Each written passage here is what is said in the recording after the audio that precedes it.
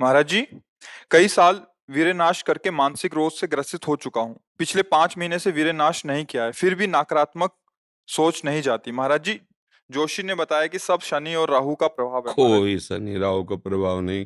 करो दुष्प्रवृत्तियां और शनि राहु को दोष दो, बेकार की बातें हैं। कोई किसी को सुख दुख नहीं देता, हमारे आचरण ही हमारे को दुख देते हैं। पक्की बात समझ लो।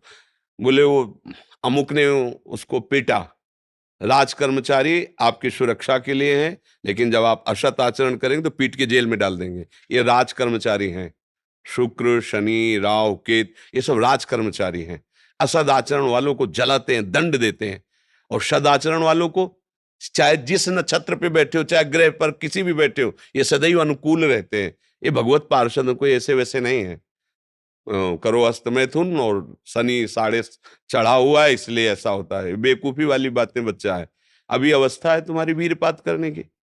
गेहूं की फसल तैयार हो रही है, गलेत पे हो। गलेत माने होता है दाना अभी पड़ रहा है, और आप उसको काट लो तो ना भूसा होगा ना दाना होगा, व्यर्थ जीवन चला जाएगा। कम से कम 20-22 वर्ष तक ब्रह्मचर्य का पालन करो, फिर गृहस्थी में जाओ। संतान तेजस्वी होगी, देशभक्त होगी, माता पिता की भक्ति कर। ये क्या है? उद्दंडता बच्चा, ये कहीं भी सुख प्रदान करने वाली नहीं। ज्योतिषाचार्य, दुनिया के आचार्य सब उसी परम पिता परमात्मा के ज्ञान को ही बता रहे हैं। जो सही माने में ज्योतिषाचार्य हैं, वो सबसे बड़ी ज्योतिष ये है कि भाग्य विधाता हमारे कर्म हैं। अवश्य में भोक्तव्यम कृतम कर्म शुभाशुभम। ठीक अपने कर्म कर लो, कोई तुम्हें बिगाड़ दे तो हमें बताना। हमारे कर्म पूर्व के या वर्तमान के, वही हमारी दुर्गति करते, दूसरा कोई सृष्टि में नहीं। को न काहू के सुख को दुख कर दाता, निज कृत कर्म भोग सुन भ्राता। बिल्कुल सिद्धांत समझ। अभ्यास गलत किया है, कोई भी देवता तुम्हें नहीं बचा सकता। गलत अभ्यास किया है, अपना नाश स्वयं कर रहे हो, किसी देवता या किसी का दोष नहीं। काले कर्म ईश्वर ही मिथ्या दोष लगाए। ये आचरण गंदे बंद करो बच्चा। नाम जप करो, सात्विक आहार करो, आधा घंटा दंड बैठक मारो, व्यायाम करो, दौड़ो, अभी सब ठीक हो जाएगा। अरे पीछे गलती, यद्यपि ये गलती ऐसी पूरे जीवन भर भोगना पड़ता है, क्योंकि बाल्यावस्था का वीरपात बिल्कुल जीवन को नष्ट कर देता है।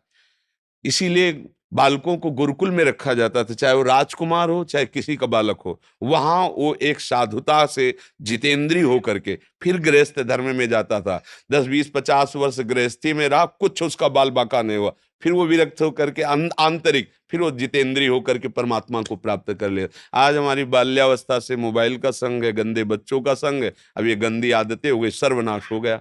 अब सोचो, ये अवस्था तुम्हारी चिंता सुख से ग्रसित होने की है, आनंद में उमगने की है। अभी नौ किशोर अवस्था है, ये तो मस्ती वाली। क्योंकि मस्ती हटा दी, आप रह क्या गया जीवन में?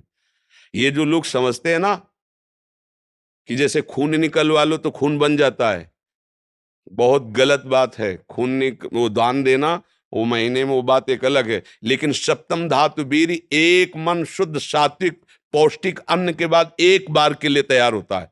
और यहाँ बच्चे खिलवाड़ में 2-2 3-3 बार रोज। अब क्या होगा? उनका हड्डियों तक की सामर्थ्य नष्ट हो जाएगी, कुछ दिनों बाद देखना बंद हो जाएगा, ऐसे चौंधियाने लगोगे, खड़े होने में चक्कर आएगा, कमर दर्द करेगा, पैरों में टूटन बनी रहेगी, दिमाग में टेंशन बनी रहेगी, पढ़ोगे तो कुछ याद नहीं रहेगा, स्मृति नष्ट होने लगेगी, एक नास्तिकता छा जाएगी। फिर ये जीवन भार लगेगा, फिर नशा में उतर जाओगे, फिर तो बस गए, फिर गए। तो अब कौन मानता है संत महात्माओं की बातों को? समझाते हैं तो साधु महात्मा है तो अब अलग बात करते हैं। नहीं, हर बहन भाई को 20 वर्ष तक नियम पूर्वक ब्रह्मचर्य रहना चाहिए। ये जो व्यवहार चला है, अब क्या है कि कुछ भी बोलो तो जबान पे लोग अंकुश की, वो तो ऐसा बोल रहे। ये जो मोबाइल